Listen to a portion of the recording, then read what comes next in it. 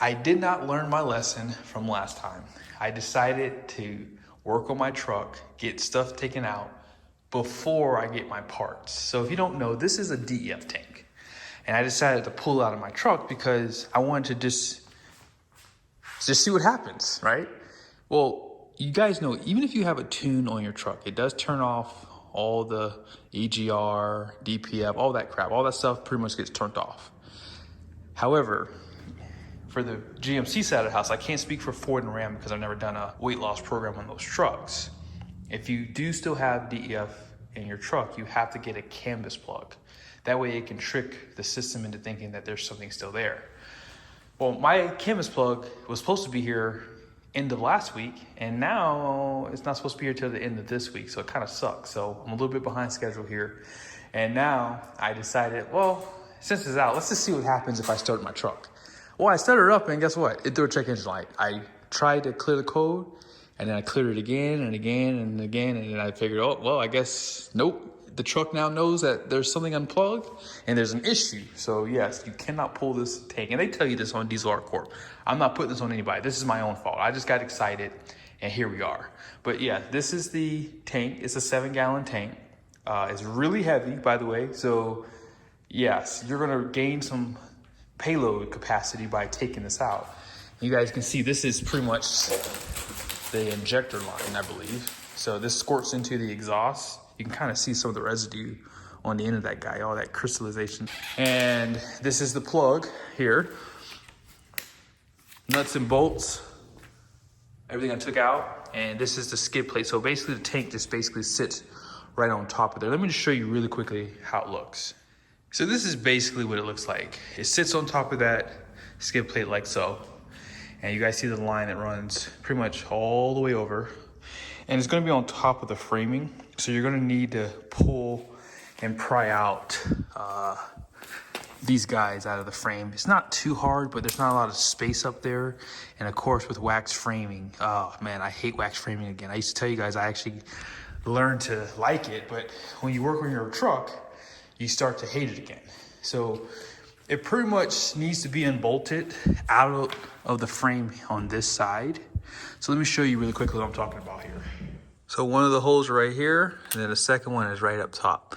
So you'll have to stick your deep socket in there to undo those 15 millimeters that are holding that tank. And then down here, you have 1, 2, and I believe that's it. Those two, I guess these are called U-bolts maybe. Those are for the skid plate that I took down. Now on that side, you have basically 2 bolts that are holding up that skid plate, one there. You can see the tops of them. Those have to come out too. So once you do that, you're pretty much done. However, I decided not to run down my DEF fluid. So my fluid was still pretty full, which means the tank is really heavy. And unfortunately, you'll need a jack to support that weight once you start pulling that down, because you guys see right here, you have to undo these. These are like the fill ports and pressure port maybe to relieve the tank. So you have to push these green tabs on both sides as hard as you can. And it's not easy to do because there's not a lot of room. And unfortunately, if you can see, I don't know if you guys can see, but there's the fuel filter and then there's a fuel line right there for that. That was tangled up with that. So I had to make sure I didn't put too much stress on it because of the weight. So that made it a little bit harder. So here's the plug that I have to basically modify, and I'll show that to you guys here in a second. I don't have the tool for that. But back over to the tank. Let's go ahead and kind of show you what I was talking about. So the skid plate runs all the way to this side. So you have to undo those bolts here. There's a bolt right there. There's another bolt right here. And then you have these pieces that sit like this. Okay, like support brackets, I guess you can call these maybe. And these use 14 mils to get undone. And here's what that bolt looks like. So there's 2 of them down there. I already have the other one connected, so that's what it looks like. And then you have the hanger right here. So yeah, this is kind of goes in like this. and then boom. So I didn't have to undo that. I just did it just to dump out the tank. I dumped some of the fluid in this bottle here, and now I got to figure out what to do with the rest of it. So here's a little bit of the diesel exhaust fluid. You guys saw Josh at Truck Stuff. He uses that for his lawn. So that's what I'm gonna do. I'm just gonna spray that on my lawn. I have to figure out the solution, how to, you know, obviously measure it. But yeah, this isn't too hard, guys. This took me about an hour and a half to do. I'm a novice. I don't know what I'm doing. I didn't look up any directions.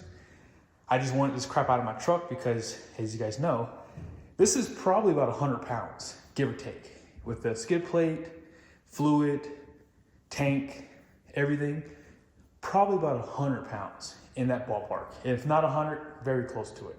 But you guys will see here, look at how much real estate we have now. Like, there's so much space. Now, granted, we don't need the space, but I just like the idea of it just being more open, right? I love that. Now, someone had mentioned, why don't you use your DEF tank as a secondary tank for your diesel? And I'm like, why would I do that? Why would I use a tank that had diesel exhaust fluid in it for my diesel?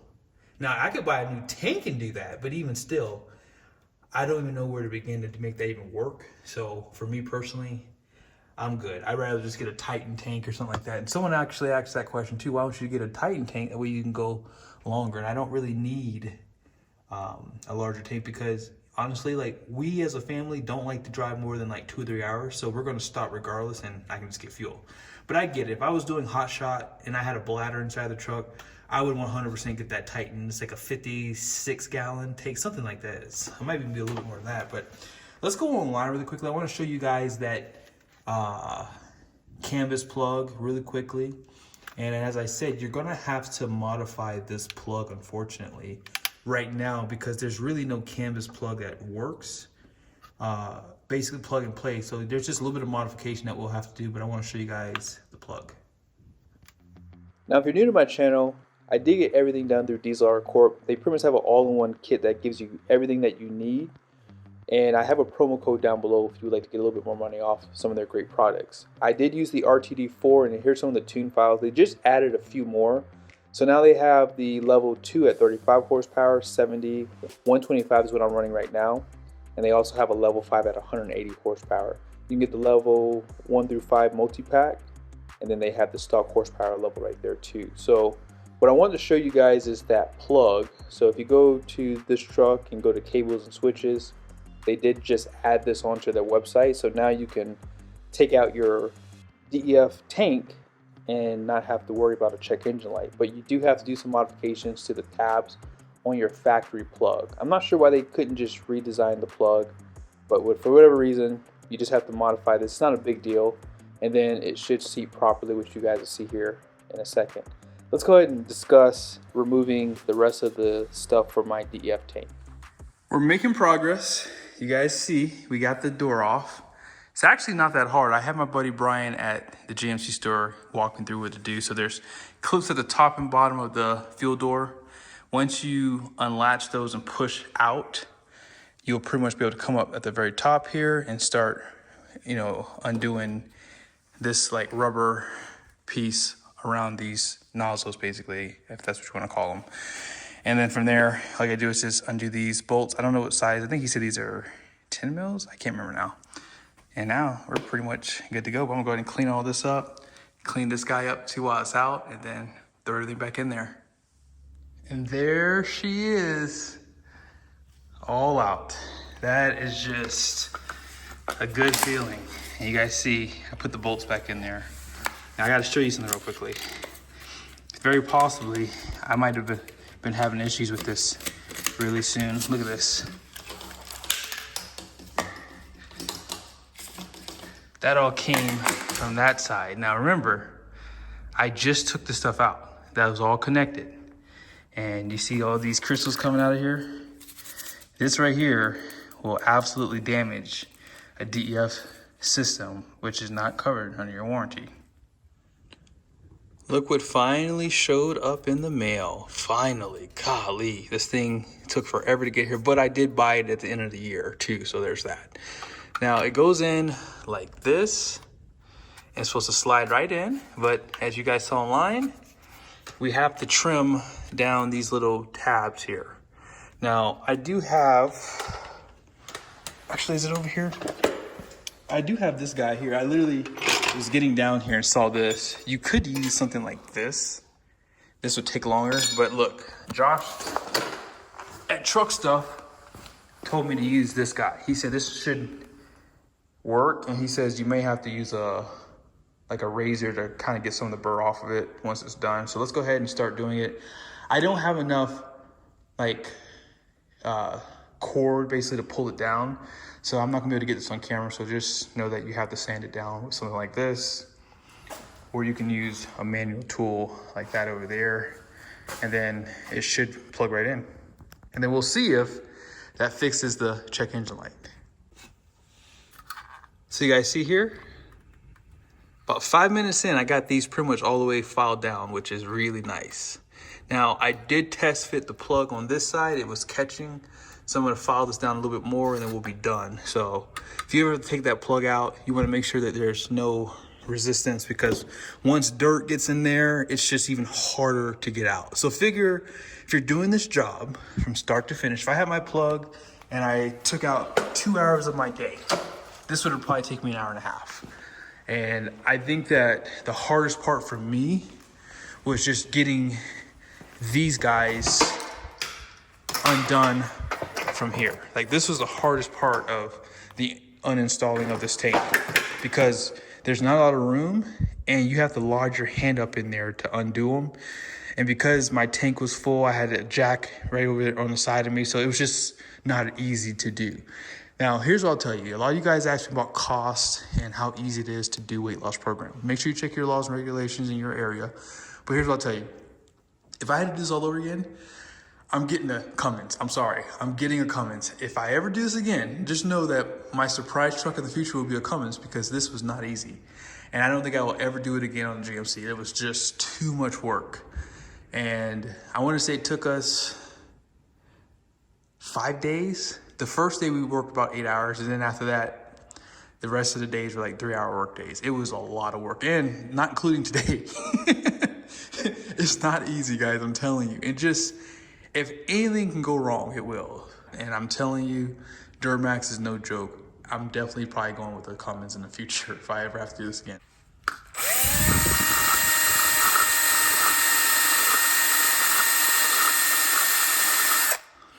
I wound up having to go inside to go get something, so I figured I'd go get my selfie stick. So now you guys can kind of see what I did.